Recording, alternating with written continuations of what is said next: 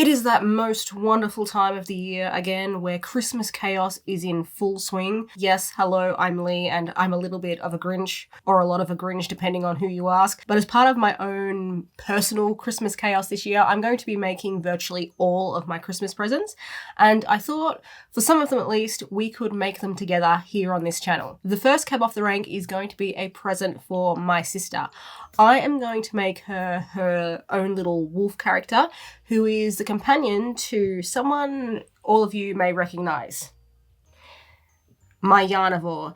She's usually hanging out in the background over here, but I had to kick her out temporarily to make room for the Christmas gang. Speaking of the Christmas gang, I forgot to put my Christmas lights on. So I'll be making a companion to this girl here. My sister's character is a little wolf. She looks like this. And in order to make her, I'm going to be using both this pattern. Oh, that was close. I almost dropped her. This pattern, but also the puppy pattern I made a couple of months ago as a sort of foundation. That's one of the really good things about like making or designing your own patterns, that sometimes you can use those patterns as a leaping off point for other patterns, which is what I'm going to do today. So as always, we're going to be using scrap to make the prototype. I've grabbed out a couple of, partial skeins here. I have good news and bad news about my scrap bag over there. Good news is that it has been reduced pretty significantly, which is great because I'm trying to make my way through my yarn stash.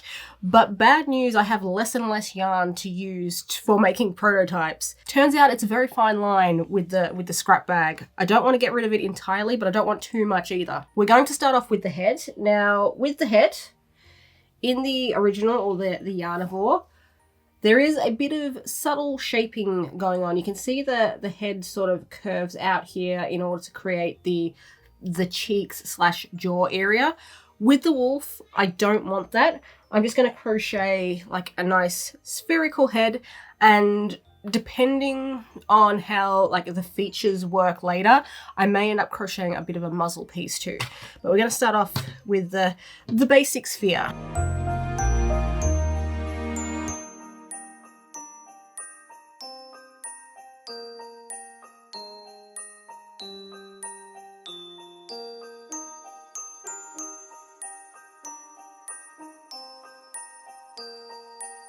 So we have our head. I might crochet a separate muzzle piece, but the way I like to do my patterns is to get all the big body pieces out of the way first, and then I can sort of proportion the smaller pieces to those. So if I do crochet a muzzle, it's going to be later. But despite what I just said, I'm kind of a bit undecided what I want to crochet next, because normally my next step would be to crochet the body, but like looking at the image of Red Wolf, she's got this, what would you call it? A small mane, an Eevee collar of like fur around her neck.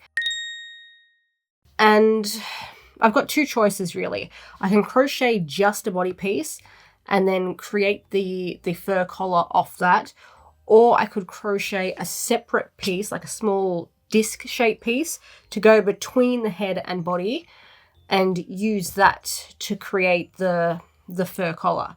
Because if I did that second option, that would also like bulk out the fur a little bit.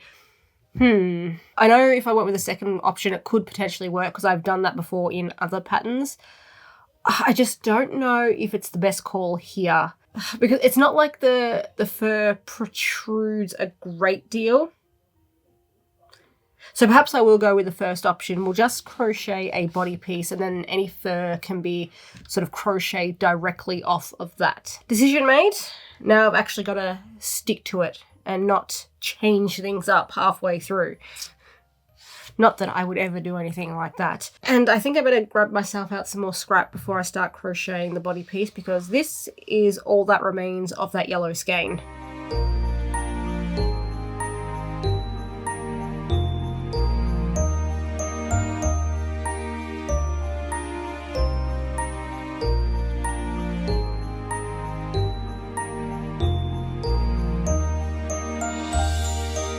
My first impulse is to go, that body is too long, But I did that kind of deliberately because I did want to allow for space for that fur collar.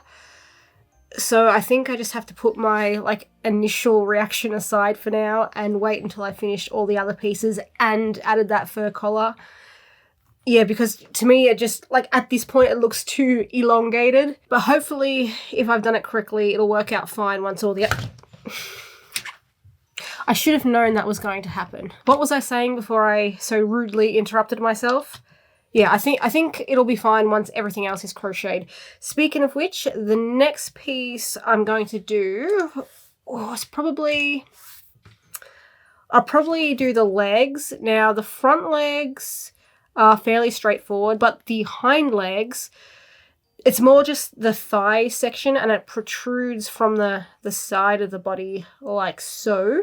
So again, I'm kind of debating myself what is the best way to go about this. Do I make a circular piece and sew it to the side, so like in a circle, sort of like that, and add stuffing into that to bulk it up? Or do I crochet it like top down and then sew the side of that piece to the side of the body? It's more difficult than it should be because I can see like use case scenarios for both of those pieces. But I think given that the thighs, they tend to extend out quite a bit, I'm probably better off going with that, like the second method there, because just crocheting a flat circle piece might not end up bulky enough even with the addition of the stuffing. So to eliminate the risk of having to crochet the piece a second time, I think I'm just going to go with like the top-down version of the leg. Now I do want the bottom of each paw to be red. So that is where this orange yarn is going to come into play. We're substituting that for the red in the prototype.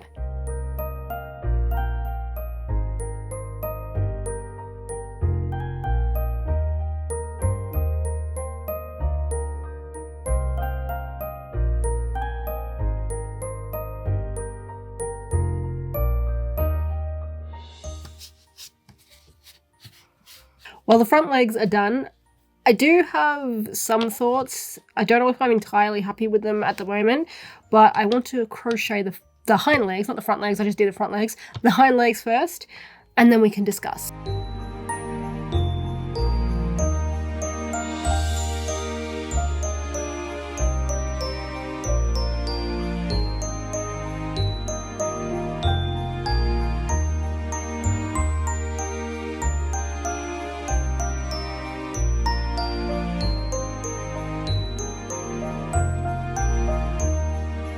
Well, I think my thighs are looking pretty good. I hope that doesn't get taken out of context, but what concerns me the most is sort of the front legs. I was umming and ahhing about how to finish them off, but in the end, I kind of thought I'm putting the fur collar on anyway, which is going to cover up at least a portion of the front legs. So I don't think it matters too much in this case. And also it is going to look a little bit neater once I, sew these down anyway. So yeah, hopefully that's not going to cause me too many problems. One thing I could have done, and honestly I would have liked to do, is to shape the body piece so that it curves out at the top here, so I could crochet the leg pieces into the body, so sort of make those three pieces no sew. But the issue with that is it does take time and experimentation, and time is a rare, precious resource at the moment, and I just don't have enough of it. I'm going to be struggling to get all these presents crocheted anyway, so I sort of went with the quickest option here today. But that doesn't mean in the future I can't, revisit this, give it a bit of TLC and update it. But now that my legs are mostly finished, or as finished as they're going to be at the moment, I'm going to crochet the last large piece, which is the tail. And if I just check my reference image, and yeah, there is some color change work in this too, but it's a little bit more complicated than the paws because I want to get a sort of jagged shape. What is the word for that? I know there's a word for it. I can't think of it at the moment. I'll either think of it later or one of you will correct me in the comments. But that's going to frustrate me until I remember it. That'll be one of those things that'll just pop into my head randomly at 4 AM.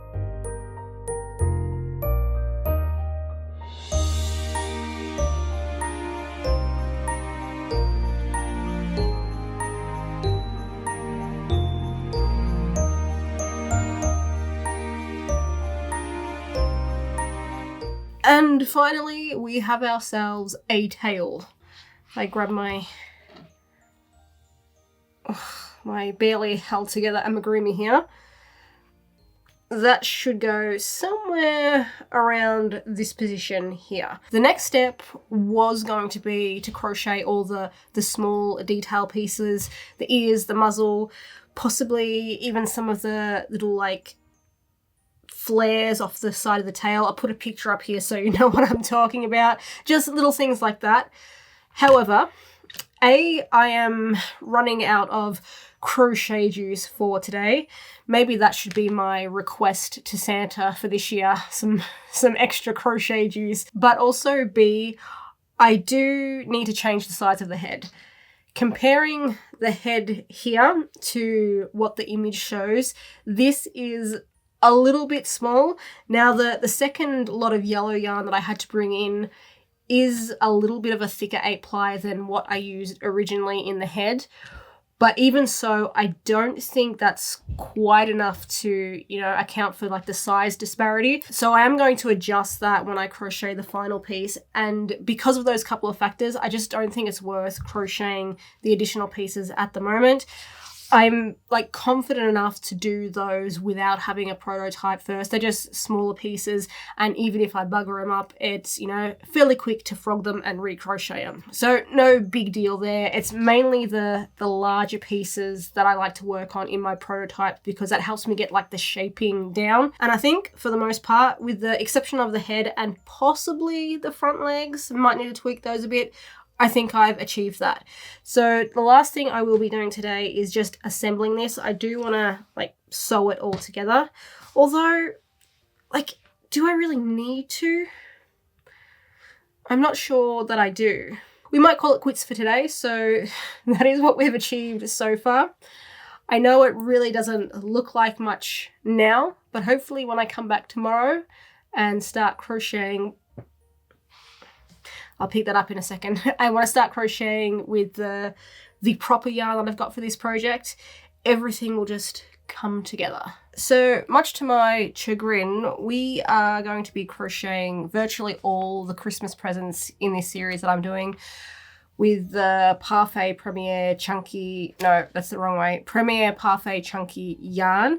This is like what I've got left in my personal stash of that. I've actually managed to use quite a bit of it up, but because I'm making all these Christmas presents, I had to go out and purchase a bunch more. If you've been on the channel for a while, you will know that I don't particularly enjoy working with this stuff, but unfortunately, the people in my life who I'm making these Christmas presents for absolutely love plushies made from it.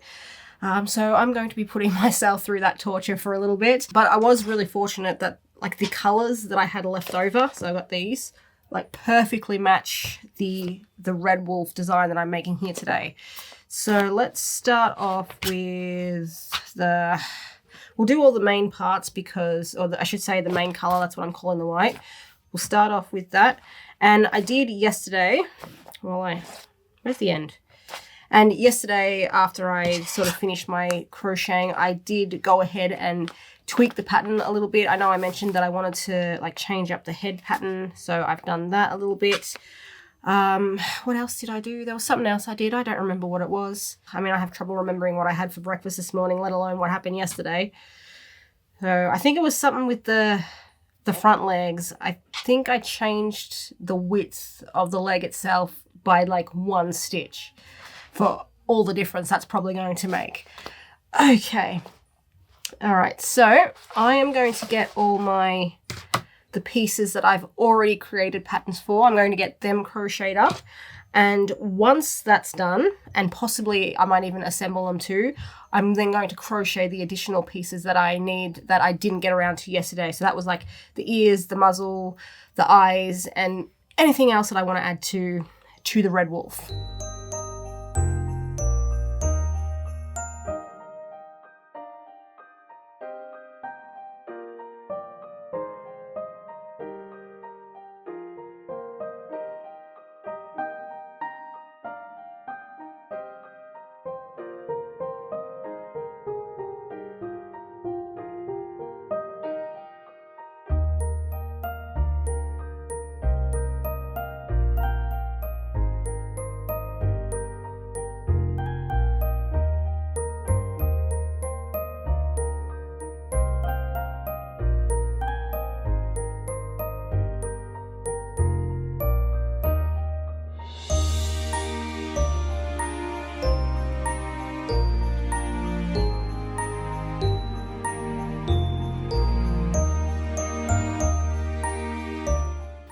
All right, I made it, finally. This has felt like it has taken all day. Well, probably because it has. It's been a bit of a tumultuous one, but I finally got all the pieces crocheted up, which means the next step is going to be to put them together and definitely add a little bit more stuffing to some of them.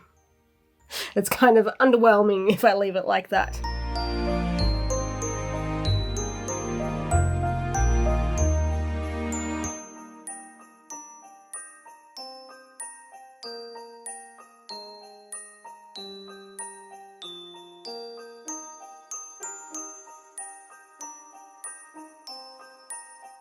I was kind of concerned that the tail might cause like some balance issues, but so far so good. But even if this thing is sitting upright, unassisted at the moment, I still do think that adding like a muzzle piece at the front might just help like counterbalance it a little bit. So I'm going to go ahead and crochet that up, as well as the ears, the eyes, and I think that's all the pieces I need to crochet. I closed down the image that I had before, but yeah, I'm pretty sure that's all I need to crochet. All the other detail pieces I'll add by either embroidery, cutting felt, or in the case of the fur collar, I need to do attaching yarn and then brushing that out, which from past experience is probably going to take me a while to do, and I'm a little bit worried that I'm not going to be able to finish this in time before the video actually has to go out. I'll do my best, but if this thing is unfinished at the end of the video, you know why.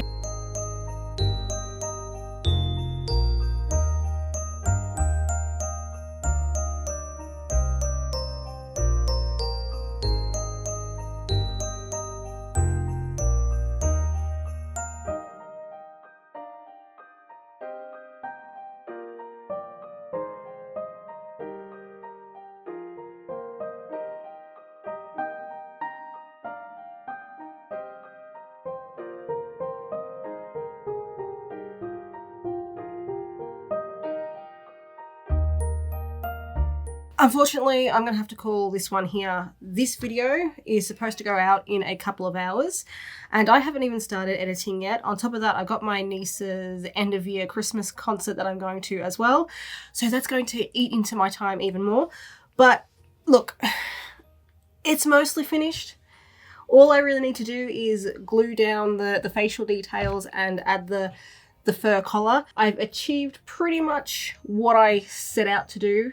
There's just a couple of minor things that I got to get around to finishing. All in all, I'm mostly happy with how this design has turned out. Look, I already mentioned that I would have preferred to crochet the legs into the body. If you take a good look at those, if that shows up, like I just don't like how the shaping has worked out, sewing like this open-ended piece to the body. It would look much nicer if I had shaped the body correctly and then crocheted the legs into those. But I ran into the time issue again, but that doesn't mean I can't, come back to this at a later date and fix that. I like the face, but I also, I wouldn't go so far as to say I dislike it, but it's not quite what I was hoping for. But to be honest, I think that is just a product of taking a like flat 2D image and trying to convert it into 3D. There's just some compromises you have to make there. So it's not bad. I don't know, it's different. We'll say that it's just different. And I know I had the same issue when I made my yarnivore here, taking again that 2D image, converting it into 3D. You're just gonna have to change some things. That's just the reality of it. But all in all, Wolf worked out kind of well, and I do think my sister is going to like it. I'm going to talk quietly because she's actually home at the moment, so I've got to hide it as well. I'll put it down here and then I'll wait till she's gone to finish it off entirely. So yeah, that is one present down. Wolf done. What is not yet done though is... And today's featured creator on the hookup is Mama Stitches, and she says, I am a mama of 2 little ones who found a love of crochet and never looked back. I currently make stitch markers, felt eyes, crochet hooks, and of course, plushies. Of course, plushies. That's, whoa, don't fall down, don't fall down. Here I was bragging before about how the balancing was pretty good and it keeps falling down on me. Don't do that, don't do that. But yes, if you would like to check out all of the Mama Stitches links, they will be down in the description, and so we'll link to the hookup form if you would like to apply for yourself. Thank you all for watching this one. We're going to continue on with this series next week with the second present that I'm making. I'm not entirely sure what order the videos are going to be in yet. It really just depends what I get finished first or what is realistic to get finished first. So I will see you in the next one with present number 2, and hopefully I will be able to show you the completed red wolf here. So yes, thank you for watching, and I will see you in the next one. And welcome back to Crochet-mas, the mini-series where I am designing and crocheting all of my Christmas presents for this year. If you're interested in checking out the first video in this series, I will link it down in the description. But for today, in the second video, we're going to start off with a pop quiz. Don't panic, it's just one easy question. If you can, I would like you to go down into the comments and put your location. Don't dox yourself, just like a general location, you know, state, something like that. And what you call these. Down here in my neck of the woods, we call them butchie boys, but I know these things are known by so many different names for whatever reason. There's roly-polies, there's slaters, there's a bunch of other things that I cannot remember right now off the top of my head, but yes, we call them butchie boys. And lately, my niece, my youngest niece, has been obsessed with them. As in, we are constantly out in the garden looking for butchie boys. She likes to hold the butchie boys and just carry them around. I don't know why. I don't know why she finds butchie boys so appealing, but she does. So I thought for Christmas this year I would make her her very own butchie boys. Problem, I don't really know how to even start going about this. They've just got a weird shape that I'm not quite sure how to capture with crochet. So I think before we do anything else at all today, I need to try and nail down this design. Well, I had every intention of nailing down this design, but my internet has been out for the past several hours. So we won't be nailing down any butchie boy designs today. I might have to bring you guys back tomorrow and we can do it then. Oh, that's so irritating. I carve out like a little bit of free time in order to get this done, and the internet drops out on me. Bloody hell. All right, see you tomorrow. Although it'll be only a few seconds for you. Lucky, lucky you. Well, this has taken a lot longer than I hoped, thanks to an area-wide outage. My internet was down for a solid 2 days. Fortunately, I have plenty of other Christmas presents to make, which was able to occupy my time. But now, thankfully, we can get back to the one this video is about, which is the butchie boy, the pillbug, the roly-poly, the slater, or whatever it is that you happen to call these things. All right, so I'm looking them up. I've got some both actual genuine pictures of the roly-polies, the butchie boys, etc., etc. I'm not going through all the names all of the time, but I want to make sure I don't have any AI bullshit in here. All right, so we got like pictures of the actual Butchie Boy, but I've also got up some images of just plush toys. I like to do this when making amigurumi sometimes. I find it can be a really useful tool in breaking down like the shapes that you'll need, is to look at like a plush or a cartoon version of whatever creature you're making rather than an image of the animal creature itself. It can really just help define features, especially if you'd like to exaggerate some of them. It comes in really handy in that case too. All right, but looking at both of these, I'm thinking there's probably 3 ways I can go about this. Number 1, I can crochet this just all as one piece. So it'd be pretty much a no-sew critter. Number 2, I can crochet a top and a bottom and then put those together. And the third one is probably the most complex. I reckon I can make sort of like a spine piece and insert for the middle, something that could even potentially move, and I could crochet the top to that and the bottom to that as well, or sort of alternately but similarly, I could crochet a top and bottom piece and then sew them to that. The first one is probably the easiest, but it is going to restrict my shaping a little bit, as well as probably eliminate any potential like movement I want in this piece. Number 2 presents a similar problem, but I would probably have a little bit more freedom in the shaping. I think I would be able to curve the top a little bit. Please be quiet, computer, I'm talking. I'd probably be able to curve the top a little bit more if I made that piece separate from the bottom. The third is the most like time consuming, the most complicated, but I also think it could produce the best result. And yeah, to level with you, that's the one I'm leaning towards doing, even though I was trying to contain myself a little bit with these presents so they didn't end up taking forever, because they can't take forever because I have a very specific deadline of Christmas.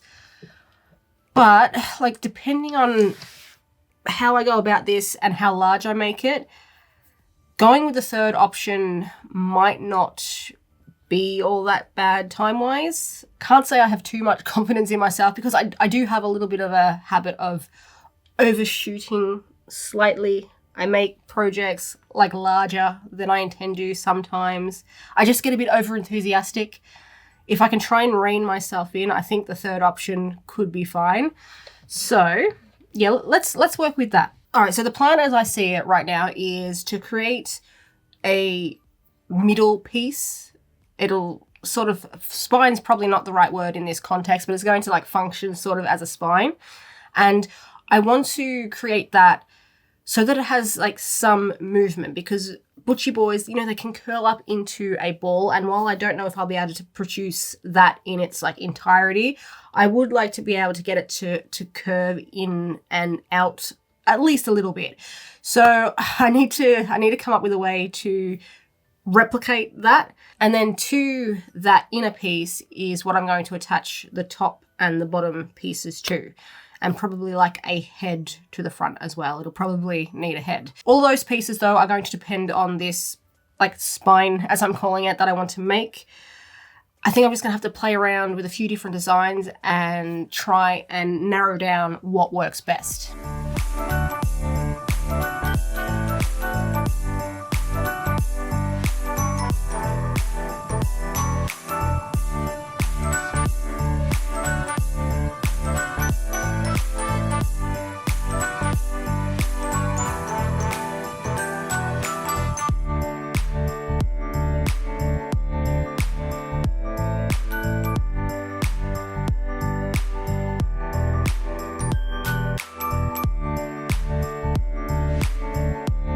So I came up with 3 different designs. Number 1 is kind of just, well, it's not kind of, it is just like a curlicue. I made it by starting with a chain and then putting 3 double crochet into every stitch down that chain. My second idea was to crochet a shitload of semicircles. So I ended up crocheting 10, but I've paired them together. So I've taken 2 and join them together across the bottom with single crochet. Now I could have just crocheted a circle and folded it in half, but I didn't do that for a particular reason. But I'll go into more depths about that in a second because I'm fairly sure this is the method I'm going to go with. But I want to talk to you about my third attempt first. And that was to basically just make this kind of accordion looking piece, I suppose. So the theory was that it would just like work like a butcher boy.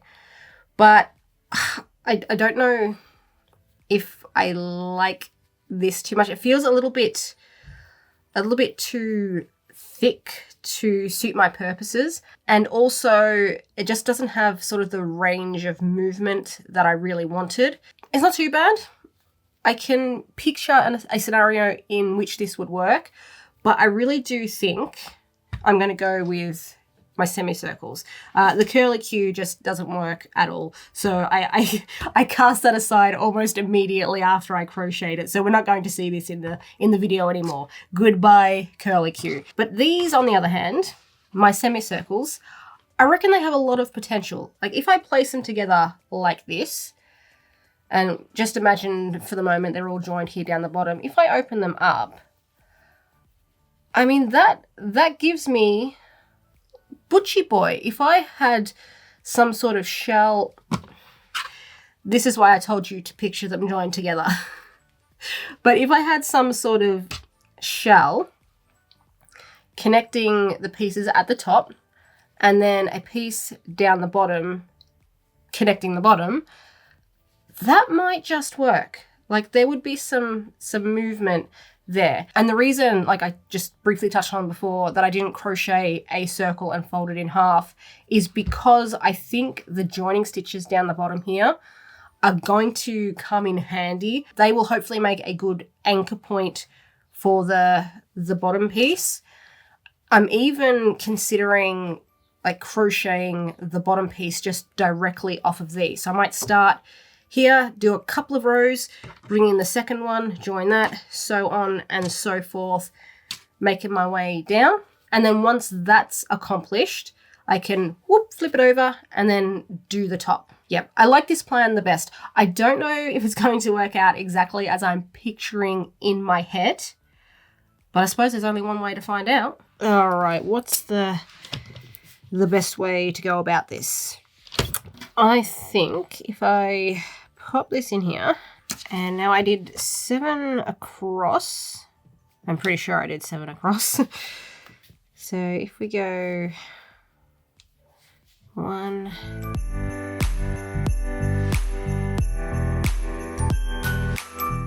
and 7, okay. I don't know if I should extend that out to 9 and work in the very ends of the semicircle itself. For now, I won't do that, but that is an adjustment I might be able to make later. So I'm going to chain turn and work another 7 back in the opposite direction. But then I will chain 1, turn my work, and bring in the next segment. So if I work through the stitch of the previous row and also the stitch of this segment,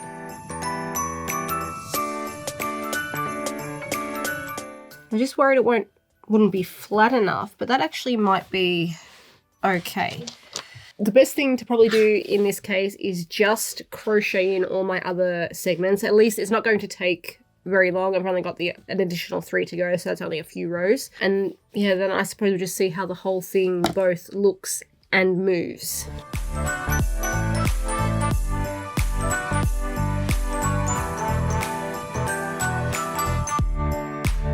We might just be onto something here. I reckon this is coming together fairly well, at least so far.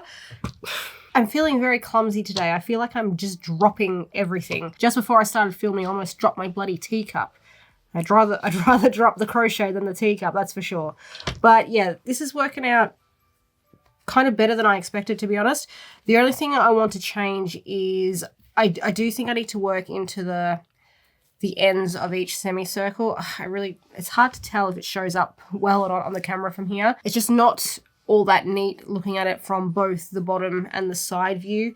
So working into the side might fix that. Although, because the next thing I want to do is crochet or try and crochet the shell on top, depending on how I do that, it might just end up covering this mess anyway. But if it doesn't, I think I'm going to have to change up the design a little bit. So I worked 7 single crochet across the bottom there, just working into each of the joining stitches of my semicircle pairs that I had. But if I need to, I'll make that 9 and I'll be putting an extra single crochet in at the end of each end basically.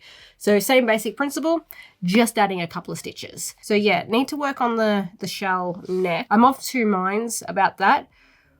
I can either like start here, hang on, before I do that, which end do I want to be the head and which end do I want to be the tail? I think this end here, this is where I started actually.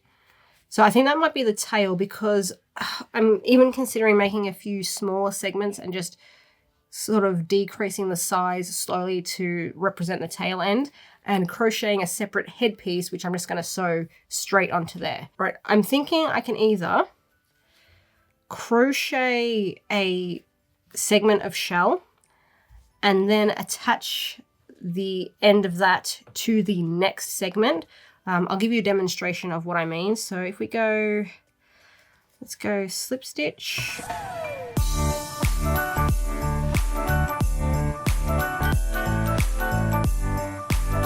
Row 2 done. For row 3, I am going to work into the previous row, but I'm also now going to bring in my second segment and sort of join the two together. So I'm just going to follow the same pattern of what I've been doing, which was, I think I started with 2 single, then I did 2 half double, followed by, I don't remember the number, but a bunch of double crochet, and then I finished with 2 half double and then 2 single. So it's just mirroring what I've done on the opposite side.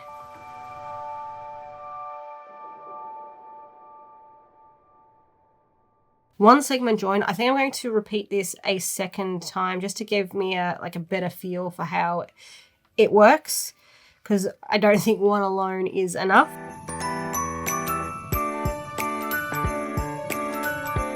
I crocheted the second segment. I was going to go on and crochet a couple more, but it's just not working for me. Opened up, it looks fine, but once you compress it back, it looks too squished for my taste, and that effect's only going to get compounded as I add in more and more segments. But to fix this, I think I only need to make a simple tweak.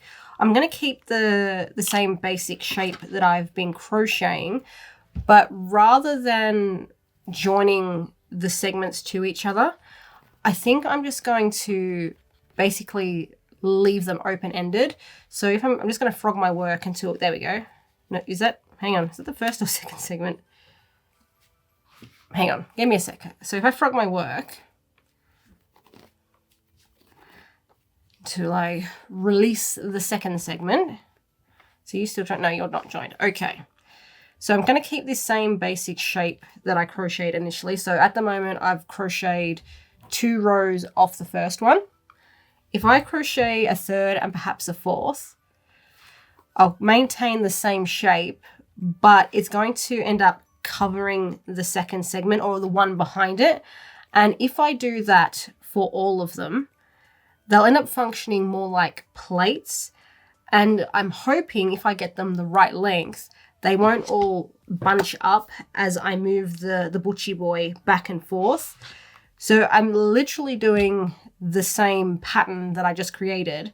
I'm just not joining it to the segment behind, giving my pieces just a little bit more room to move. I don't know why I needed to do this, but you're welcome. It's a little Christmas treat for all of you, me showing off my dance moves.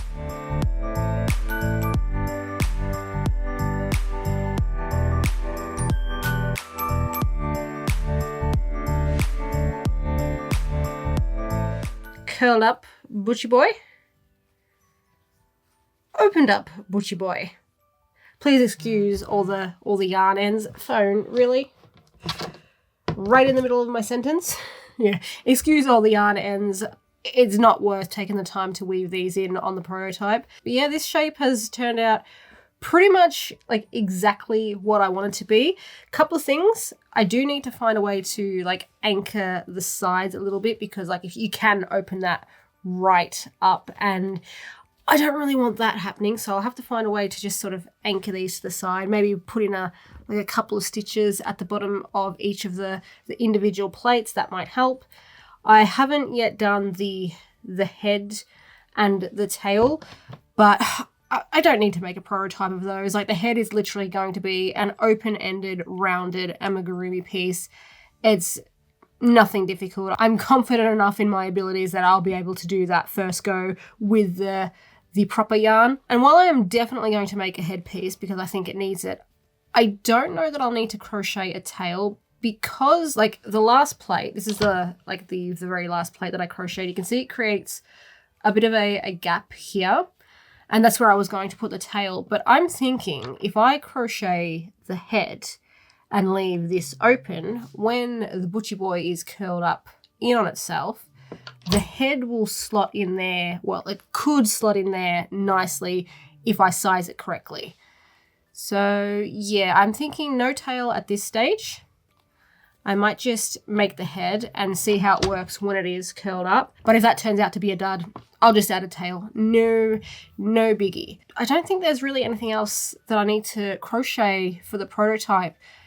It was really more just I wanted to work out this shaping. And while, like I said, there still needs to be a couple of tweaks, a few minor adjustments I want to make, I am happy enough to proceed with the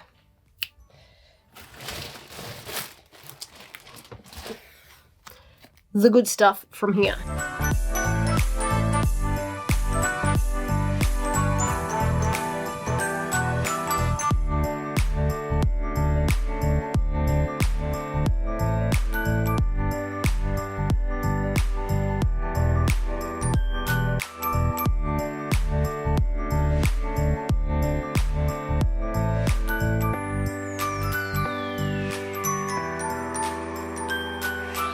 So as of this point, I am at the same stage with my final piece as I got to in my prototype. I have a bit of a feeling that because I'm using the chenille yarn for this, it's going to be one of those rare patterns that doesn't quite work as well with this yarn as it does with the acrylic. For the most part, the majority of the patterns that I make, they translate really well into chenille or any sort of blanket thicker weight yarn. But sometimes you just get those one or two that for whatever reason, they don't quite meet your expectations with the chunky yarn. And I think that's going to be the case with this, unfortunately. But I'm going to proceed with this anyway, because I don't think it's a total failure. It's just not quite up to the same standard as this so far. But the next piece, and honestly the final piece that I probably need to make, is the head. So I'm going to put the head on like at the front of the piece here. And then hopefully, if I size it correctly, once I wrap this guy around, hopefully then the head will fit neatly into the last segment here. And because I'm going to do that, that sort of eliminates the need for any sort of tail piece. So yeah, I just need to crochet the head. And while I'm not technically going to be crocheting any more additional pieces for the Butchie Boy, I do want to figure out some way to anchor the plates, whether that is to the bottom of the piece where the legs are, or anchor the plate in front to the one behind it. But at the moment, that gap, when I move it, the gaps are just way too wide. I need to reduce those down a little bit, I think. All right, but first, headpiece. Let's do that.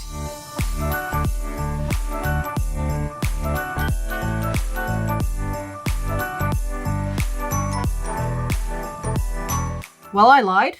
Not on purpose. I just realized I need to crochet one additional plate piece, because if I pop the head on the front here, I'm going to want something to partially cover that as well.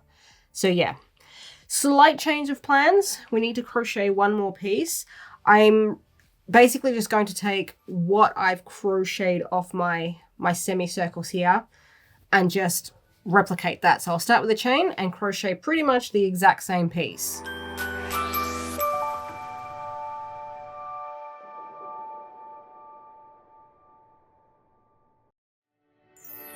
I wanted to put safety eyes in this thing, but the biggest size that I own is 20 millimeters.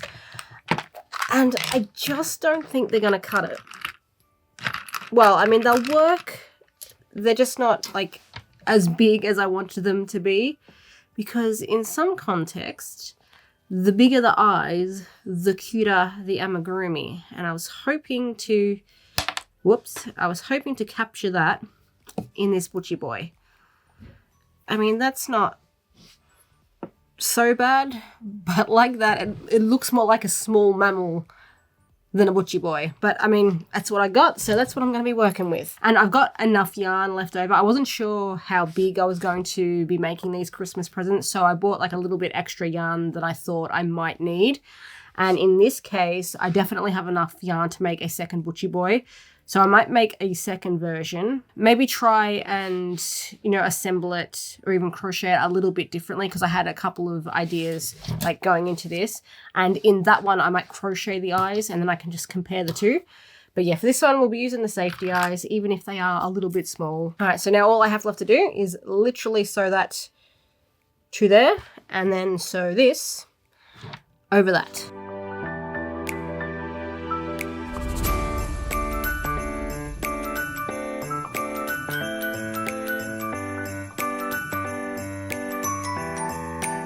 So no, it's not the big eyes I wanted, but that's still kind of cute, yeah?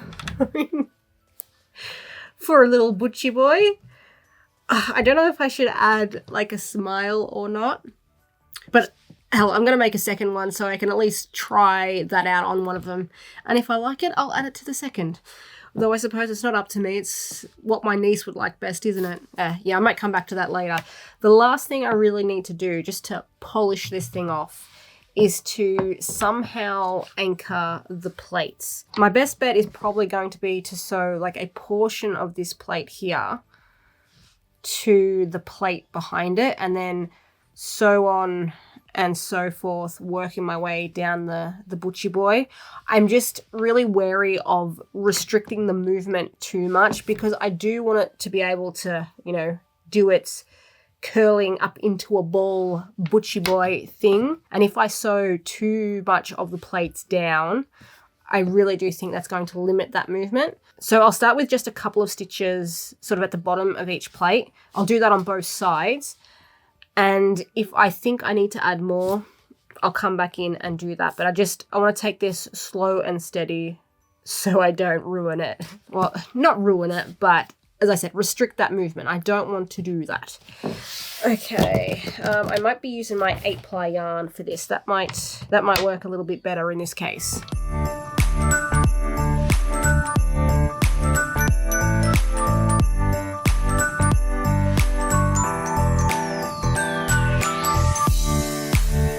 Please allow me to introduce you to Rolly and Polly. Super creative names, I know. I worked very hard to come up with those. Rolly over here, she is basically the replica of the prototype. She was made in the exact same manner that I made that one. Like I sort of feared, the chenille yarn isn't great for this pattern. Like if you look at the acrylic, as I move the plates, they sort of slide over each other fairly frictionless. I mean, there's going to be some there just given the nature of the yarn, but like you can move it with ease. Whereas with this yarn, the motion isn't quite as smooth. It still kind of works, but like it tends to buckle more, it tends to cling more, it's a lot more staticky. So it just doesn't have the same effect. But even so, I do like the little critter it produced, and I do like the fact that I can roll her up into a little ball. What I don't like so much is just the large gaps you get in between each plate. I could fix this a number of ways potentially. one of which is just making each plate a little bit longer. But all in all, I really like how Rolly here turned out. I'm going to set you down there for now. Now with Polly, on the other hand, I made all of the pieces the same. So I crocheted all the individual segments, like the head, everything's basically the same.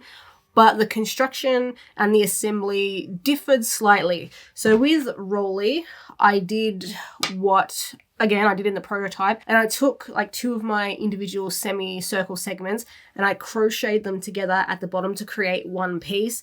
And then I took all 5 of those pieces that created and single crocheted them together to create the bottom here. With Polly, on the other hand, I crocheted the bottom, and as I did that, I crocheted in all the individual segments, so I didn't join them together first. So essentially I ended up with like 5 joining rows in the bottom here, but 10 joining rows here. So that was the first change I made to Polly. But then the second one was, in between each of the individual plates, I added stuffing, and then I've sewed them down to the plate behind it. So Polly doesn't have very much movement. You can still roll her up. And if I had thought of it, I might have added a magnet into her head on the inside and then one to this plate here. I might have to crochet like 1 additional plate and then use that to cover the magnet. But if I did that, she might have like stayed in her curled up position. So I like her. I do like her. I just don't think I like her quite as much as the original. And like, to be fair, you could do a similar thing with Rolly here. If I wanted to, I could add stuffing between all the segments and then sew those down. But nah, I want to keep that movement, and like my niece, at least here, she gets 1 of each. So yeah, that was the result of my experimentation with Butchie Boy patterns. Let me know which one was your favorite. Like I do like Polly. She is cute, but yeah, I really like the movement of Rolly more. It satisfies something, or the inner child within me. It's like, you know, when you get your hands on a slinky and you just sit there playing with it for like half an hour. Is that too specific an example? Does anybody else do that? But yeah, they are done now. They can be wrapped and ready to stick under the Christmas tree. And whoa, just dropped Rolly on her head then. Should have curled into a ball to protect yourself. Before we wrap up, there is one other thing that I want to show you, a promise that I am fulfilling from last week. But just before we do that, we do need to do... And today's featured creator on the hookup is Lucan, and he says, I've been crocheting for around a year now and have recently opened up my Etsy. I have 2 patterns listed currently, but I am planning on making more in the future. I know I've said this in the past, but it has taken me a while to get through all the hookup applicants. So I'm not sure when exactly this was submitted, but I hope your Etsy store is doing well. If you would like to check out all of Lucan's links, they will be listed down in the description, and so will a link to the hookup form if you would like to apply for yourself. Now, if you watched last week's video, you will know that I didn't quite finish the little wolf that I was working on, but I did promise to show you the finished results here today, and voila, promise fulfilled. I made, still bits of like hot glue on there. Whoops, let's pretend we didn't see that. I did say in that video that what I was going to do was cut lengths of white yarn, attach them around the neck, and then just brush them out to make the fur ruffle. But that was my plan before I remembered I still had white faux fur yarn in my stash. So to make things easier on myself, I just decided to crochet that fur collar with the faux fur yarn. It's not quite the result I was hoping for. The ruffle isn't quite as, you know, puffy, quite as pronounced as it probably should have been, but it was a hell of a lot easier than cutting all that yarn, attaching all that yarn, and then brushing out all that yarn. Like, I still think it looks okay. It just could have been bulked out a little bit on the sides here. And then like the felt pieces, that was easy enough. I just glued those down. In fact, I could probably do with a little bit more glue in some areas. I might do that later just to secure it and make sure it doesn't come off. Although this is not going to be a toy that gets played with. This is just probably going to sit on my sister's desk or shelf. It's not like the presents I'm making for the actual kiddos. they need to be a little bit more resilient. But there you go, wolf complete. So that is another present, can be wrapped and ready to go. And that's all I have for you guys in this one. Thank you for watching today. So consider subscribing if you haven't already. Like the video if you enjoyed it. Share it if you think it's worth sharing. And I will see you in the next one. Hey everyone, welcome to Crochet-mas video 3. If you haven't seen the first 2 videos, I will link them down in the description. But today, the present that we're going to be making is ferrets. Is she not the cutest little thing that you have ever seen? She's so sleepy. She just had a big play. But wait, there's more. And this little guy, well, actually, he's a big guy compared to her. This is her brother. So allow me to introduce you to the 2 newest members of the family. I can't give you their names at the moment because we haven't settled on them yet. Technically speaking, the big boy here, that is my nephew's ferret, and the little girl, she is mine. He kind of likes the name Marshmallow, and I'm kind of caught between the names Indy and Cleo.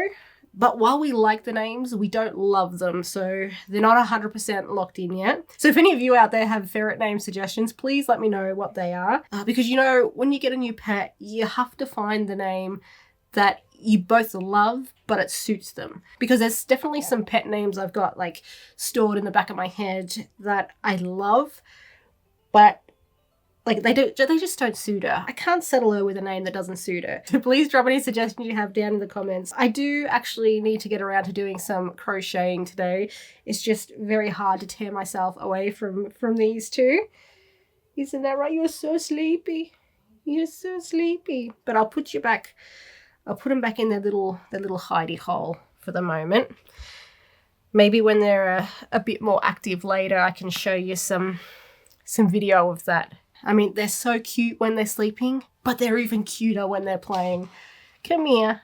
Yeah, you're so sleepy. Let me secure the precious cargo and I'll get back to the crochet in a sec. So yes, today we are going to be making ferrets. I've had the idea in mind for the last several months to make my nephew a ferret for Christmas because he has been wanting a pet ferret for a very long time now. And like he proved to my sister that, you know, he did his research, he saved up money to buy all the supplies he did all the good stuff that you need to do to prove you're responsible enough to have a pet. And for his birthday, just a couple of days ago, he finally got his ferret. And I got myself a ferret too because it's been like 10 years since I last had a ferret. And I have missed them so much.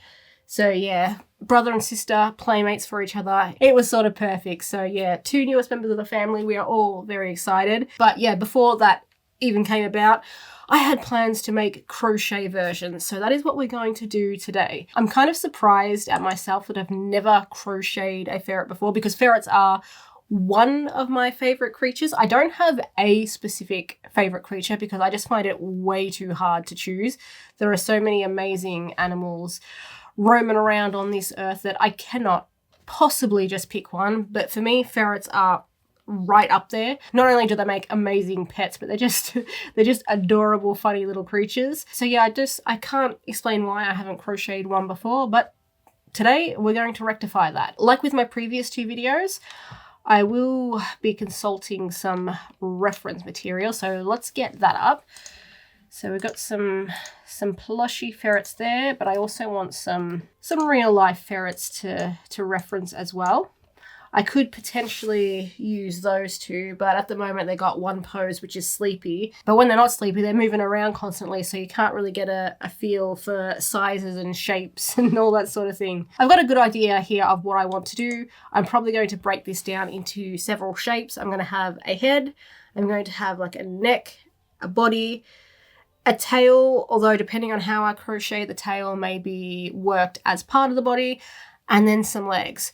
So not going to get too complicated with this. The most difficult part about it will probably be the color changes because I want to get them in the right position. So for example, I want to do the mask on the face. But outside of that, I hope this project will go pretty smoothly. So let's start off with the head. So as with my previous 2 videos in this series so far, I will be making a prototype first. And then, joy of joys, I will be working with the this yarn again. Why did the nibblings have to love that yarn?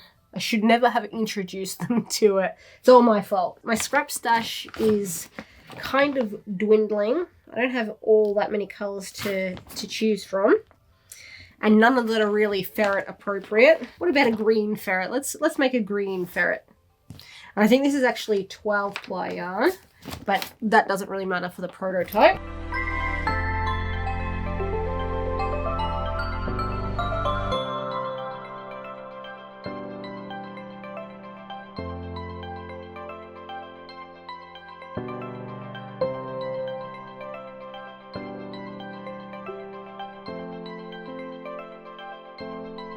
So this is what I came up with for the head, and like right off the bat, I know there's a couple of tweaks that I want to make to it.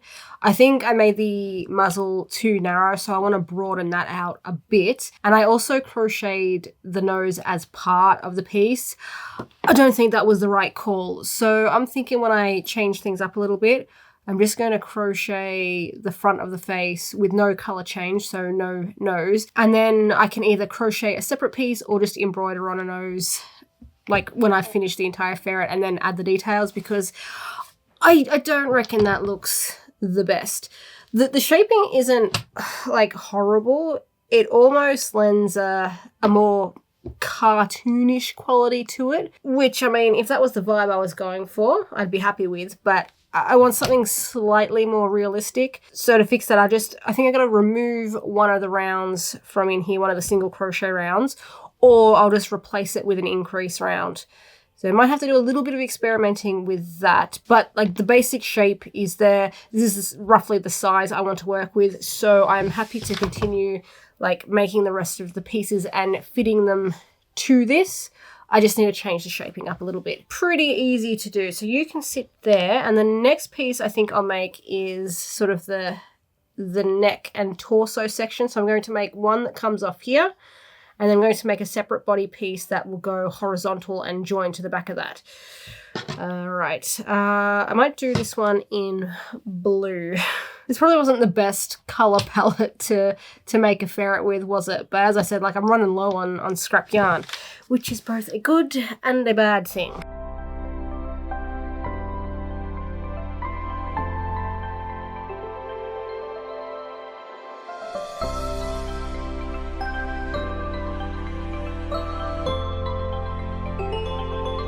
I've been sat here contemplating this piece for about 20 minutes now, because I don't know if I should have decreased down once more. Like the neck just might be a little bit too thick, but then it might look better once I've sewn it on.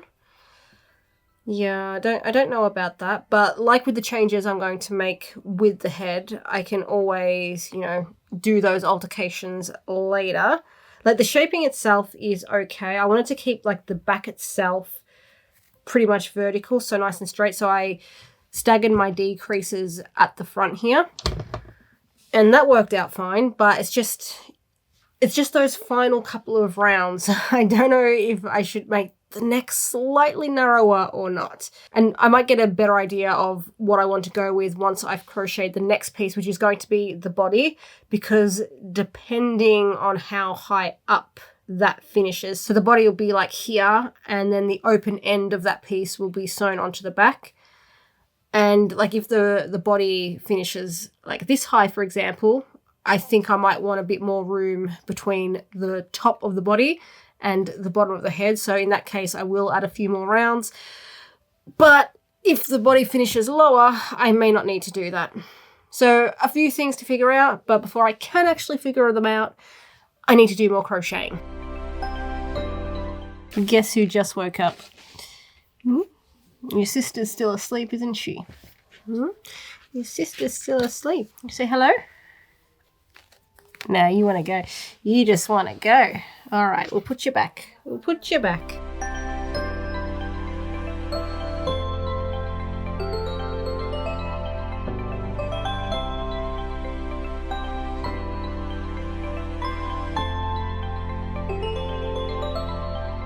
I feel like I'm a bit off my shaping game today. The body piece might be a bit big Like, I should know the answer to that, but I keep going back and forth about whether or not it actually is.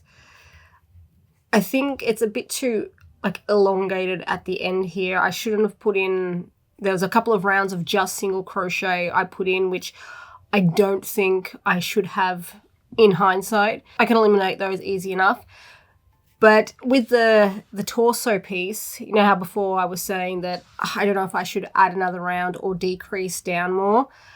Looking at it now, in conjunction with the body piece, the green one here, it might actually be too long. I might need to reduce it by a couple of rounds. And like, I honestly don't know if the body is too bulky. Like, in comparison to the neck or the torso, yes, but like, it shouldn't be the same size as the neck. That needs to be a slightly thinner, slimmer piece. I don't know. I think I'm off my shaping game today. Everything sort of feels just slightly off. And I think because that's the case, I'm just gonna like put it down for now and come back to it later. Sometimes it helps to look at your project through fresh eyes on another day. So I'm just gonna continue crocheting some of the smaller pieces I need. The ears, the feet and the legs and the tail. I said I was going to crochet the tail as part of the body, didn't I? I really am off my game today. But that is something that if I get the shaping for the tail, if I construct that piece, it would be a really simple matter to alter the body pattern to include the tail piece, providing I can shape the body into something that I'm happy with. Because at the moment, not impressed. Not impressed. I think I can do much better than that.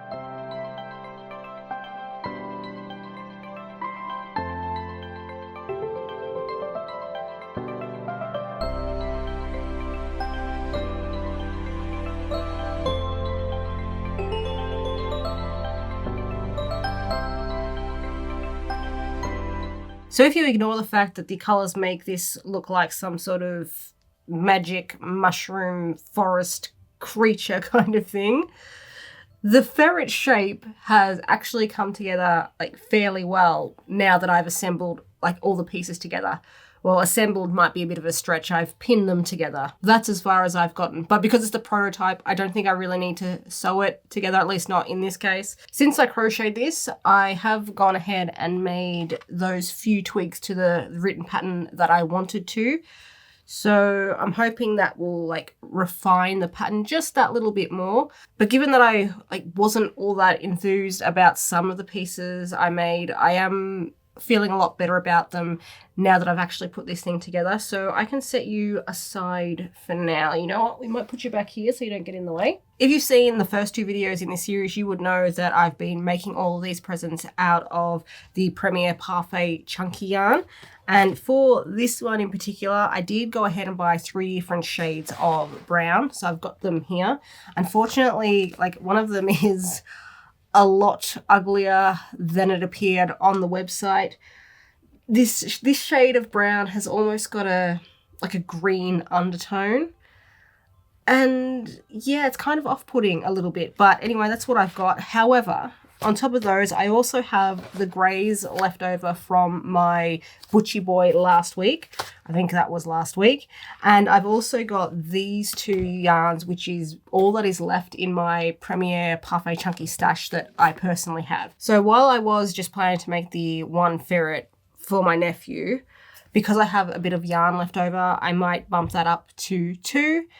And I'm just going to experiment with the colours a little bit. So the first one I make, I think I might model it after his ferret, because when I first had this idea to make him a ferret for Christmas, he hadn't actually got his real ferret yet. And if I have enough yarn, I might even make a 3rd, because yes, I would like a ferret for myself, but these 2 first ones that I make are going to go to my nephew.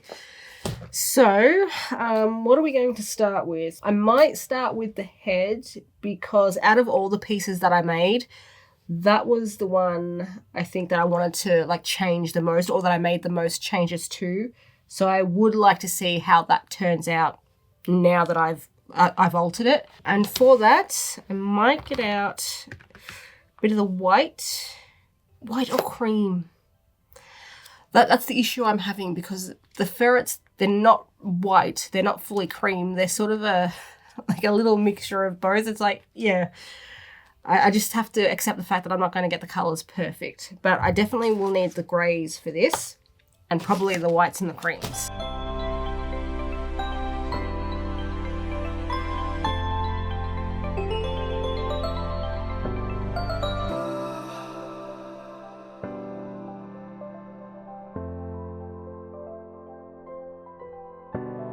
The head definitely looks incomplete, and to level with you, just a little bit freaky without the nose, but I'm really glad that I didn't crochet in the nose as I did in the, where did I put it?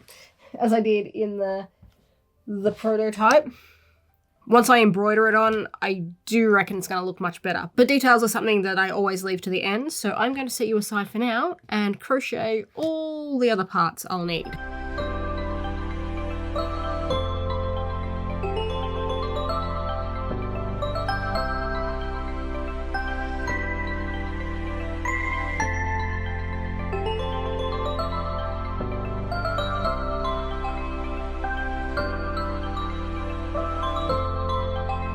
Well, I had a good time playing around with my colour changes in this one. I'm just hoping that I haven't screwed myself over and it actually comes together all right, and the colour changes work in combination. Whoop, almost lost the head off the desk there. But I suppose the only way I'm going to know that is to actually, finally, assemble this little guy.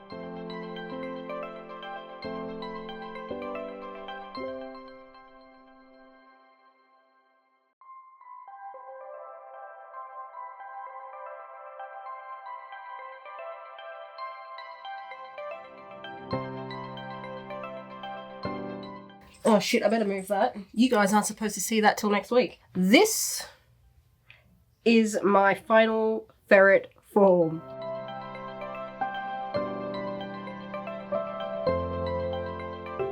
And I'm kind of loving how this one has come together, with the possible exception of the feet.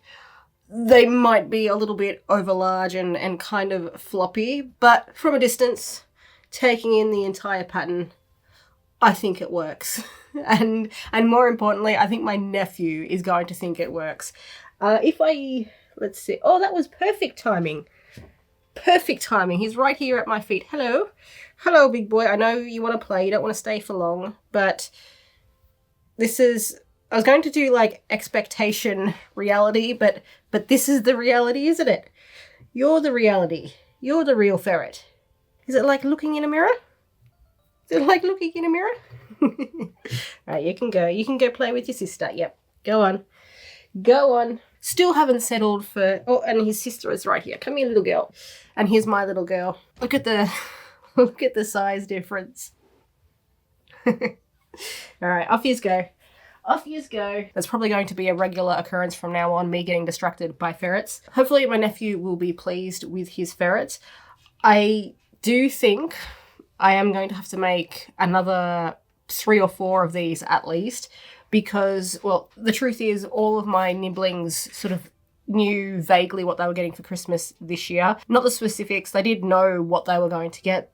They just didn't know what it was really going to look like, because I wanted to give them, you know, something that actually use, enjoy. And that's also why I've felt comfortable releasing these videos before Christmas and not having to worry about them seeing their presents beforehand. So yeah, they did know what they were going to get, and my youngest nephew specifically requested a ferret. But since having actually acquired the real ferrets, all my other nibblings now want crochet ferrets too. So luckily I now have this ferret pattern handy so I can make them their own versions. But that might be a project for over the Christmas break. We'll see how things play out. I've got more Christmas presents I need to finish first. So here we go. As of yet, unnamed ferret, and that sort of goes for our 2 as well. We just can't decide on names. I think when it comes to naming a pet, you've got to really love the name. Like, you've got to say it and think, yes, that suits them, their personality. It's just like a perfect match. You can't half-ass naming your pet, I don't think. So we're waiting for... You right there? He's just climbing in his little ball pit pool. So yeah, we're waiting for the perfect names. If you have any suggestions, you're welcome to put them down in the comments. You might help us out. But I'm sure in the coming weeks I will be able to update you with their actual names. Speaking of actual names, the actual name of the content creator on the hookup this week is... Might have screwed myself over there. I don't think the hookup intro I have is going to flow very well with what I just said. But never mind that, we're going to soldier on.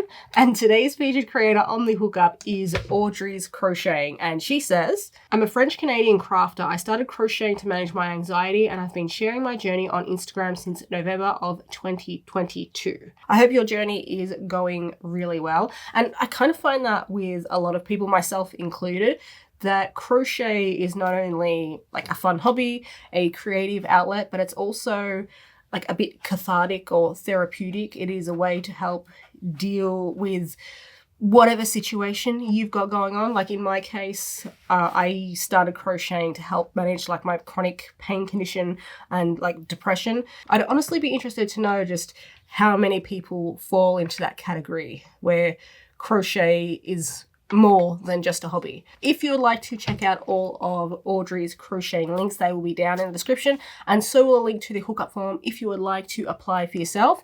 Now, if I have timed things correctly, this should be the last video in this series before Christmas. Originally, I did want to have all of these like Christmas present making videos go up as a series over like consecutive days. That just wasn't feasible, so I've had to spread them out over like my regular Friday schedule. So I do have 2, 3 possibly more videos in this series, but they just have to be released after Christmas. So now is the appropriate time to wish all of you who celebrate a very Merry Christmas. I hope you enjoy yourselves. Have a great time with your family, your found family, your friends, all held by yourself if that's your jam. So whatever your Christmas looks like, have a good one. I am, as I mentioned, technically going to have a couple more videos come out over the like subsequent weeks. Can we not make noise right there while I'm filming? Can we not do that, please? However, I will be off or away until like the end of January / the start of February. Can we stop? Can we stop? I'm trying to do stuff here. So while I will have at least a couple of videos releasing over that period, they will be scheduled releases. So I will see all of you in the new year. Hope you have a happy new year as well. I'm really excited to share some upcoming projects with you guys and also finish off some projects that have been sitting here for way too long at this point. So we're going to get all of that done. But yes, Merry Christmas if you celebrate, Happy New Year, and I will see you not necessarily in the next ones, but in the next one at about the start of February, if that makes sense. These ferrets are just going to keep making noise while I'm trying to film. Maybe I should film while you're asleep. Maybe I should do that. What do you reckon? You keep distracting me. I don't know where I'm up to in my outro spiel. But yes, thank you for watching, and I will see you sometime in the future, in the next couple of weeks. All right, bye.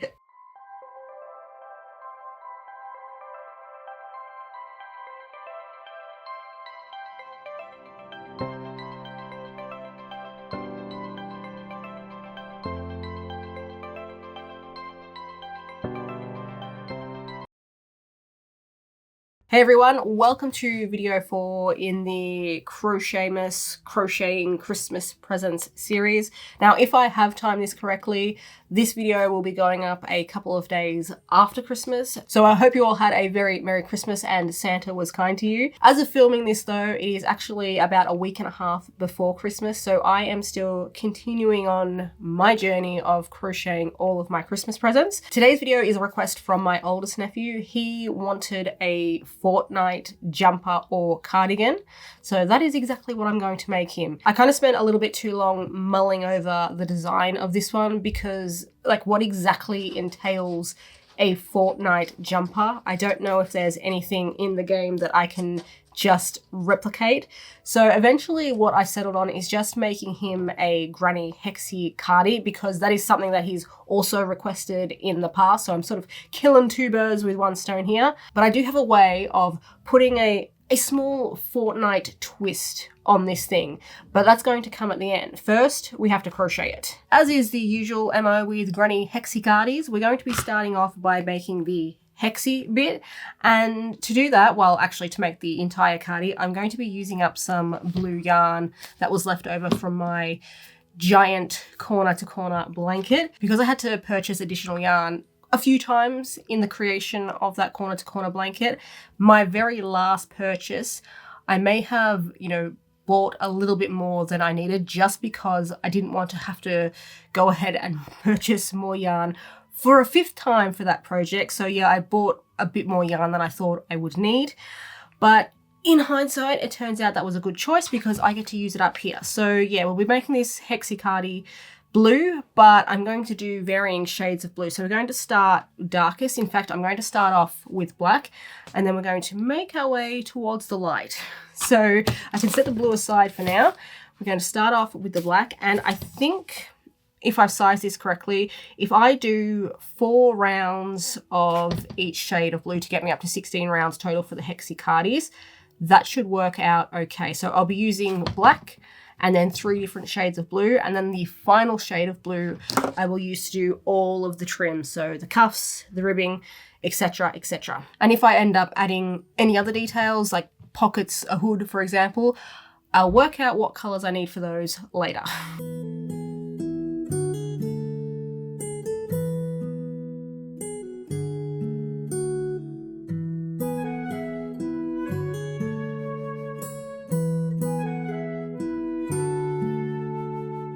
And we are making progress. We are on our way. I've got my 2 starter hexies here. So that is the black done, for now at least. So that means I need to bring in my darker blue, and I'll be crocheting the next 4 rounds in that.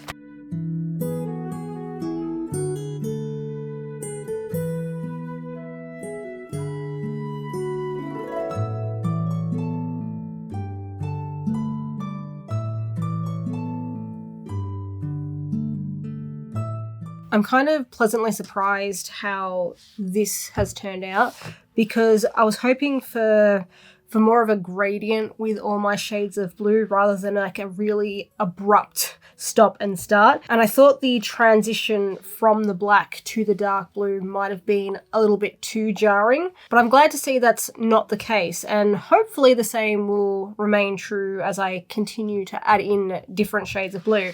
Speaking of which, now we get to add in shade of blue number 2, but colour number 3.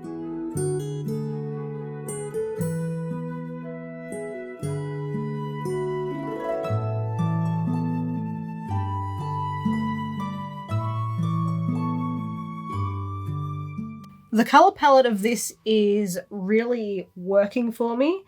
It kind of gives me a night sky kind of feel. To level with you, it actually makes me want to make one of my own. Perhaps I can add that to the roster of the Customizing Granny Hexy Cardi series. But before I even think about that, I need to get this one finished first. And to do that, I need to add 4 more rounds in the next shade of blue. Like originally, I was just going to do 4 rounds of 4 colours, but looking at this, I might have to bump that up to 5. I think because when I make myself Granny Hexy Cardis, I'm usually working with a 6mm hook, and for this project I did bump that down to a 5. I had increased the round count already to like accommodate for that, but I still think just with an additional 4 rounds here, that's still going to be a little bit small. I am sizing this very similarly to what I would do for myself anyway, because my oldest nephew has grown so much that he's pretty much my size. Not that that's hard to do because I am 5 foot nothing, but yeah, like in a pinch, he's actually borrowed my clothes before when he's had nothing else to wear. Like he ripped a pair of shorts and he got a big stain all over one of his t-shirts, and like, yeah, he's borrowed my clothes in that situation, and they fit him almost perfectly fine. So I am happy to, size this cardi to me, with the knowledge that he fits in my clothes anyway. Yeah, that was a lot of rambling to say. I'm probably gonna have to make this a little bit bigger than originally planned, but that is no biggie. It just might make me adjust my plans for like the cuffs and the ribbing and the details. I can always throw in a grey or something like that. We'll work with what we've got and we'll figure that all out later. But now I need to get to crocheting the next shade of blue.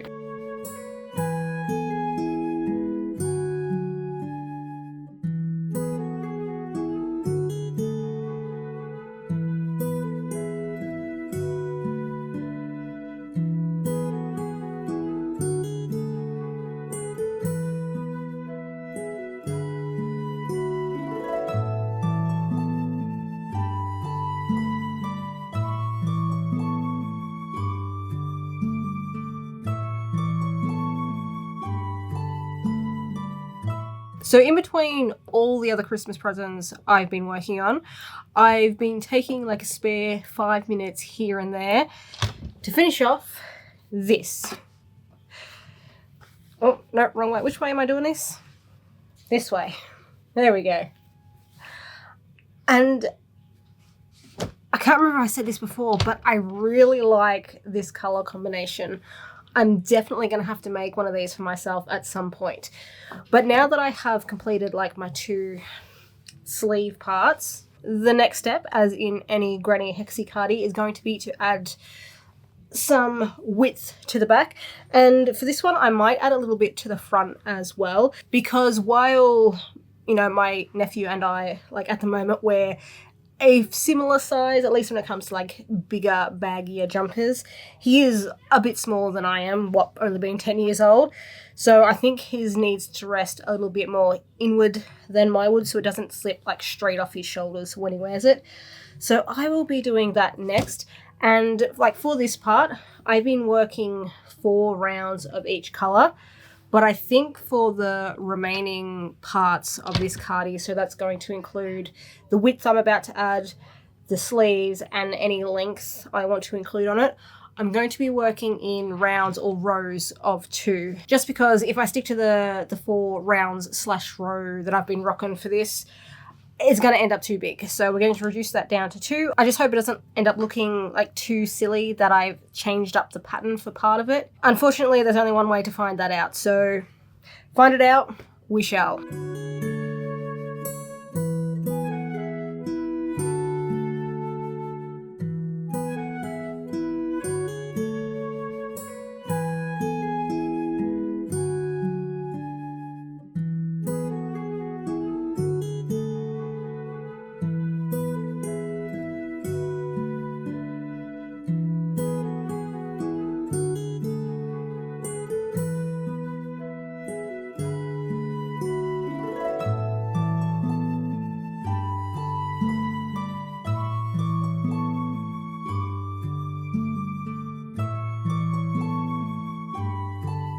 Well, fortunately, I think my plan of having 2 rows / rounds of each colour has worked out pretty much perfectly, which means I can go ahead and... What was that? Oh. You may be hearing various noises in the background from now on because there are some wild ferrets wandering about, causing chaos, isn't that right? One just wandered by my feet. Yes, you did. Yes, you did. Say hello. Nope, okay. You can go. I'll let you go. There, go in your tunnel. Go in your tunnel.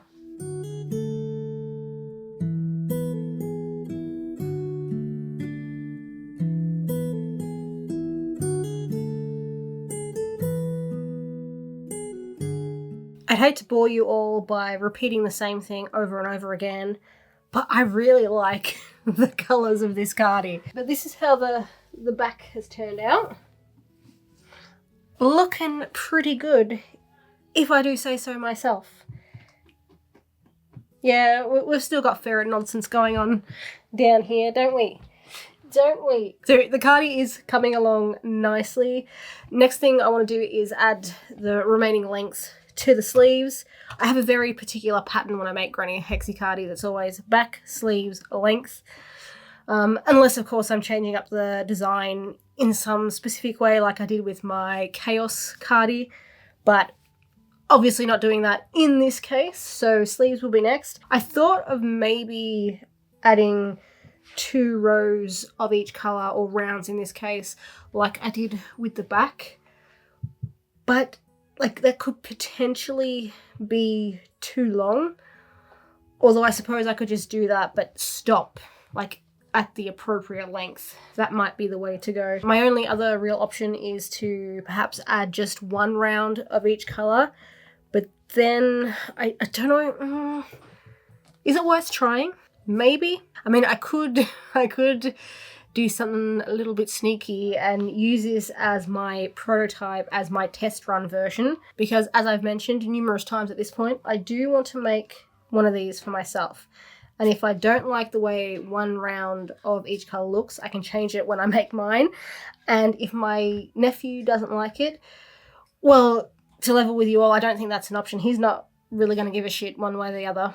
I know my nephew well enough to realise he's not going to sit there and be like, you used 4 rounds here, 2 rows on the back, but only 1 round of each colour on the sleeves. I doubt he would notice that, and even if he did notice that, he's not going to care. So that might be the solution, 1 round of each colour, and then of course I'll add ribbing to that, which is going to add to the length even further. Okay, that is the plan. Now I need to execute that plan.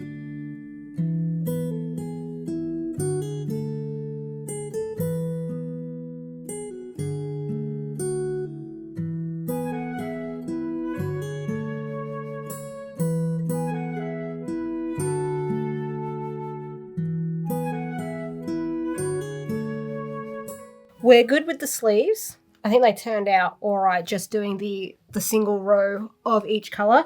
Now I just need to add the length. I'm not overly concerned with the exact length of this thing. I mean, I've measured the rest of the cardigan like to my size because I know it'll roughly fit my nephew. And while he is not quite as tall as me yet, like he comes up to about here. He's not, so if I make it a little bit longer than probably is strictly necessary for him at the moment, he'll grow into it soon enough. Yeah, so what I'm thinking is I might just mirror what I've done on the back and add 2 rows of each colour to the bottom here, and the length will be what it will be. The only thing is, because I've added like rows to the side here, I've got this section on the side here where the bottom is actually made up of multiple colours. Because this blue here, sort of my second lightest blue, is the most prominent one that goes all the way around, I think I might start with the next colour in the sequence, which is this lightest one. I just hope that will look okay in conjunction with the others here. But if it doesn't, I don't really know what else to do because I can't make these all the same colour. So I'm kind of stuck. But given how like the rest of this cardi is like mismatched in sections but still seems to work as a whole overall, I think we'll be okay. So I just need to whack on a few rows or several rows down the bottom. Someone's at the door. The doorbell just rang. I don't know if you heard that. Thankfully, my sister is home today, so she's going to take care of that. I can already hear her opening the door now. And while she does that, I'm going to continue crocheting.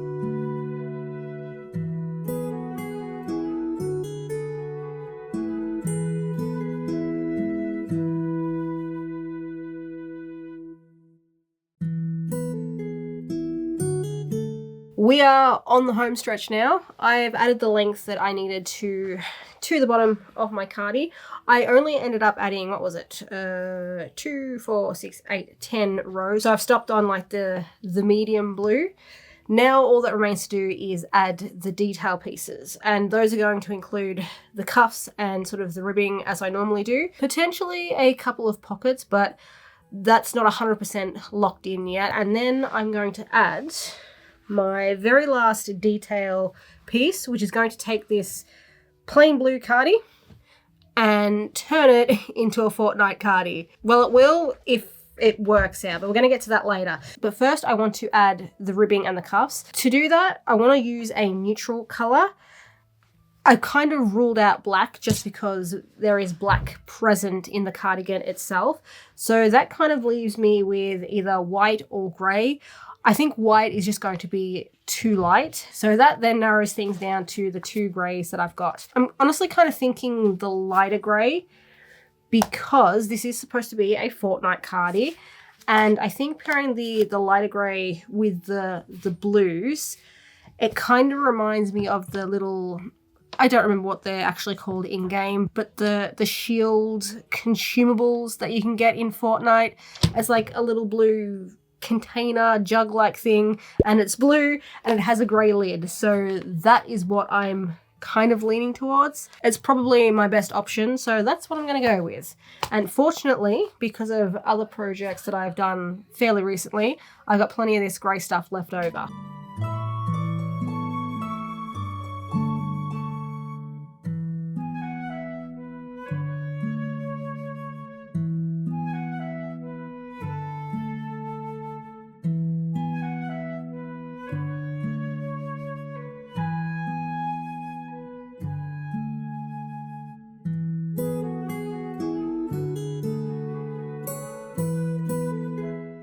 In the end, I did crochet a couple of pockets. I don't think they're going to hold very much, like given the holes, but they're supposed to be more decorative than functional anyway, so I don't think that really matters. But now that means I only have one thing left to do. Introducing ferrets into this room was a really good idea. There's just going to be so much background noise from now on. But as I was saying, there is only one thing left to do to elevate this project from just a regular old cardie to a Fortnite cardie. The secret sauce, if you will, and that is this. I know it doesn't look like much right now. That's probably because it isn't. But if you look closely, and to be honest, I don't think you're going to be able to see that on the camera. I can barely see it, you know, IRL at the moment. But this is actually the Fortnite logo, or just text, I suppose, cut out with a Cricut machine. And it is the heat transferable vinyl stuff. I don't know the specifics. My sister takes care of all of that, and I have her to thank for cutting this out for me.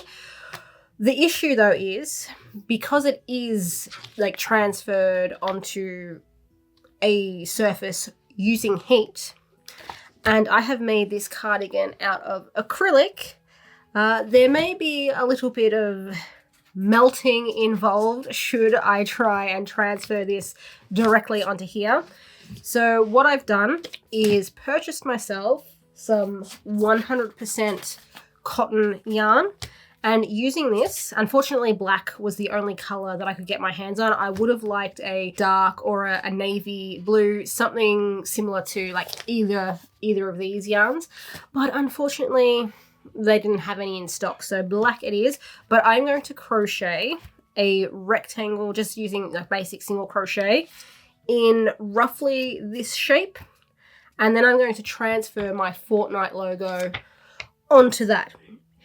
If that doesn't work, my sister did cut me out a backup Fortnite logo, so I've got that just in case. But to level with you guys, if this doesn't work, I'm not sure what else I can do because I don't really have any fabric I think that would be appropriate to both transfer this onto but also match the cardie. But we'll cross that bridge when we get to it. First, I want to crochet my little rectangle thing, or just literally the rectangle. I don't know why I added thing to the end of that sentence.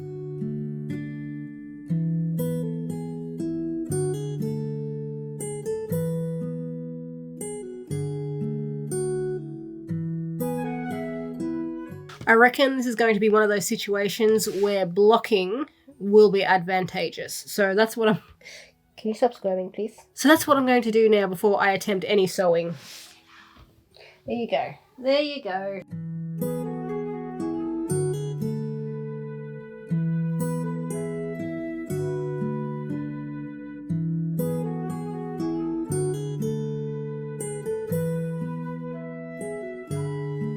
So this was a little patch I crocheted, but this time around you might be able to see my design a little bit more clearly. Thankfully, the cotton yarn worked like really well. My sister did this for me because, as I said, she's the one who's got the Cricut machine and the heat press and all that. She did tell me she had to be like a little bit more careful than she normally would have to peel off the stuff around the text. But outside of that, it's stuck really well. And as a bonus, the yarn didn't melt, so my plan worked perfectly. But with that complete now, I need to attach it to the back of my hexicardie, and I also need to attach the pockets. So that is literally the final things I have to do for this. And a good thing too, because Christmas Eve is a day and a half away, and I have so much stuff that I need to get finished. So I better get a move on.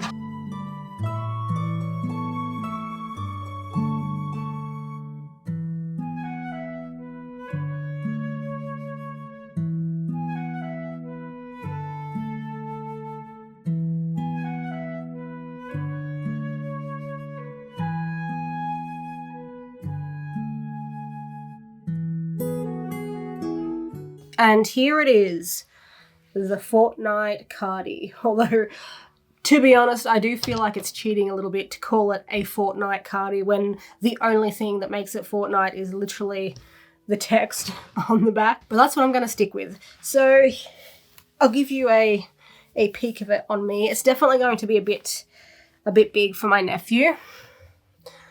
But regardless, I still think he's... Oh yeah, I can't twist that much. Regardless, I still think he's going to like it. And I don't think it's going to bother him having it too big anyway. One of his favourite things to wear in the winter is he's got this big... It's a Minecraft poncho type thing. It's like half between a poncho and a... Oh, what are those? I can't think of the word right now. They were a craze a while back. They were like blankets with sleeves. That's going to drive me nuts trying to think of that. Snuggie? Was that it? Snuggie?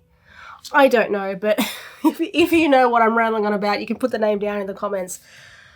Snuggie. I'm sure it was Snuggie or something like that. All right, anyway, moving on. As I have mentioned a couple of times at this point, I really would like a cardigan in a similar colour palette and style for myself. So I really am thinking of making a similar version and making it part of my customizing Granny Hexy Cardies series, although that's not going to be for a while yet because I do want to finish off customizing both the green and the white cardie that were already a part of that series. And as I was working on it over these last few weeks, I've certainly come up with a few ideas on how I would customize a cardie like this. So I'm going to put that on the back burner for now, but definitely thinking we'll come back to this at some point in 2026. Alrighty, I have spent the day, doing crochet stuff, wrapping up both figuratively and literally all of my gifts. But we are done for now. Thank you all for watching this series, although I will have another video coming out, but I'm also going to make a compilation video because I know some people prefer watching series as one large video than the individual ones. So I will be doing that for anyone who falls into that category. And you can expect that in 2 or 3 weeks, something like that.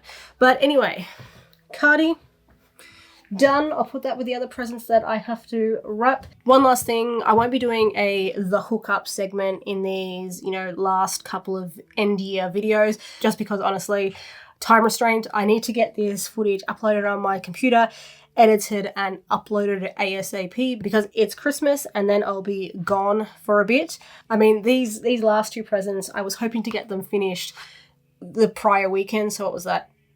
3-4 days ago. Didn't happen, so I've rushed to finish them sort of at the very last minute. And I know from experience, not as many people see these like end of year videos, so I would rather save the hookup segment for future videos where, it'll get, a few more eyes on it. All that being said, thank you for watching. Consider subscribing if you haven't already. Like the video if you enjoyed it. Share it if you think it's worth sharing, and I will see you in the next one.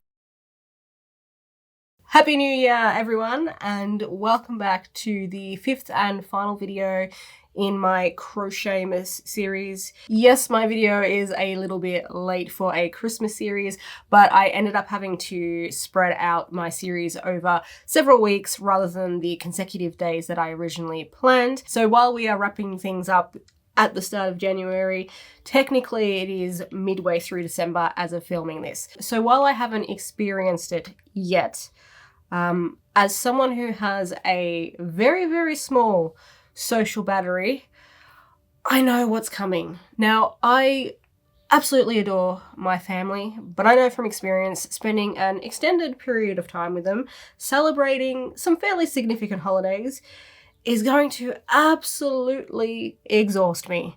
And if you're anything like me, you're going to have to retreat to your own little comfy safe space and just recharge those social batteries. So that's what today's video is going to be all about. I'm trying something new that I've never really done on this channel before.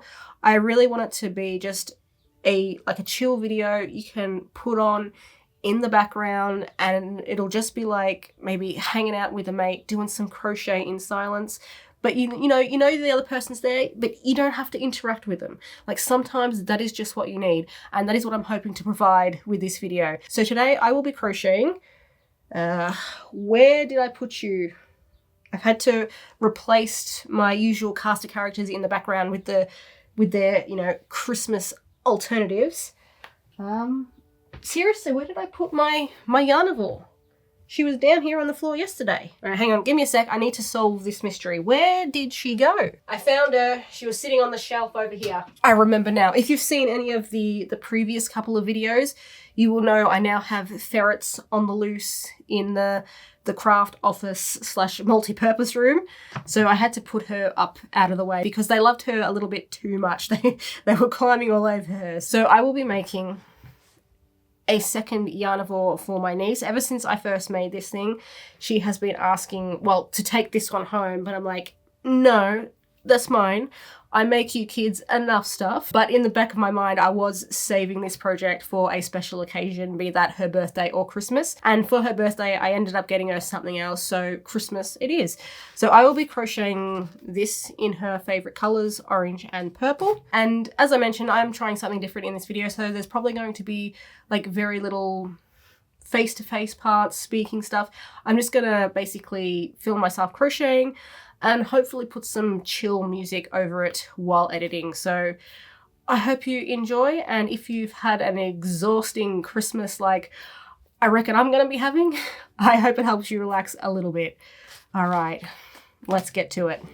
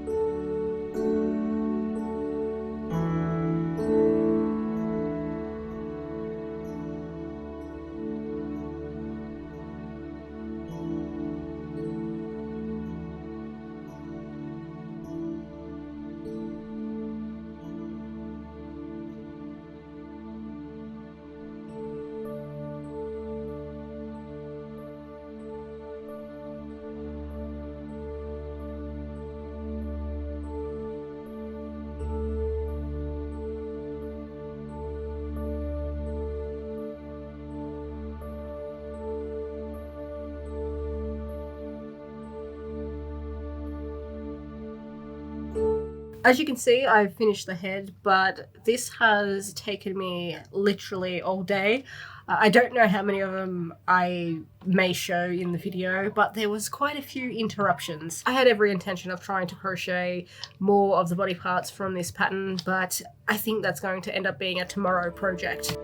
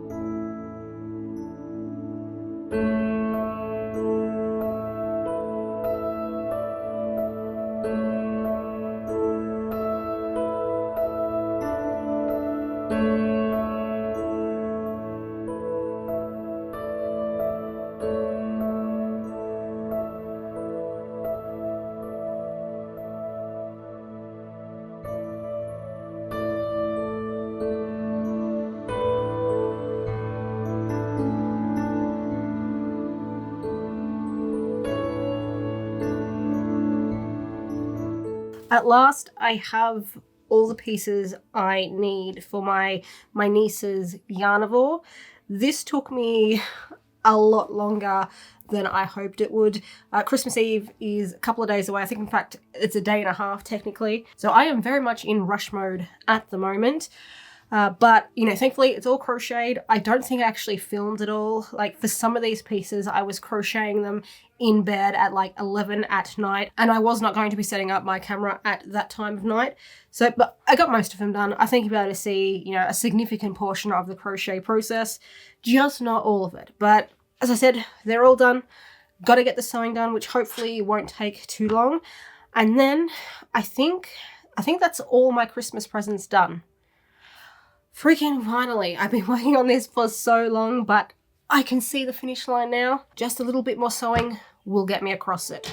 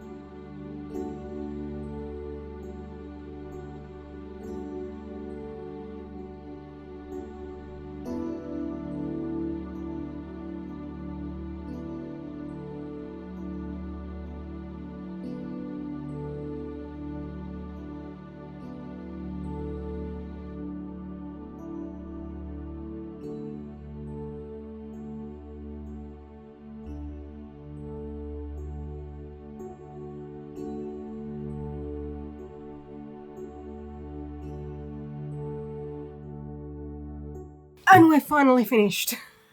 Ta-da! Oh, yes, this is the last Christmas present in the Crochet-mas series. Although, because of time shenanigans, you guys won't see this until probably early, I was going to say June then, you don't have to wait that long, early January. So there she is, Yarnivore the second. So this is the one I just made. You can stay there for a sec.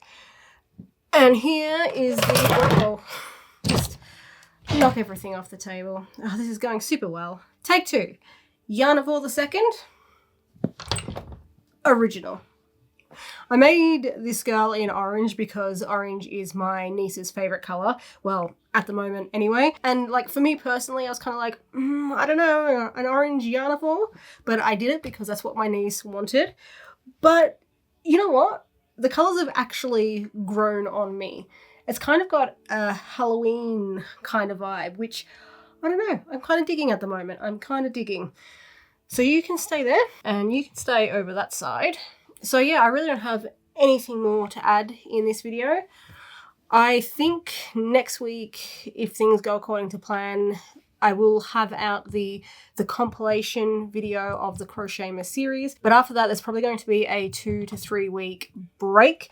I'm not quite sure how long yet because I'm not quite sure how long I'm going to be away for. That's both the advantage and disadvantage of staying with people you know or family members. You don't have to have specific booking dates. Things are just kind of up in the air, so I'll be back when I'm back, but it shouldn't be too long. But anyway, let me know what your thoughts on my orange Halloween themed, accidentally Halloween themed Yarnivore are. Which one do you prefer, the orange or the original? I mean, you're probably not surprised to hear that I prefer the original, but I like you a lot more than I thought I would. Thank you all for watching today, and I will see you in the next one.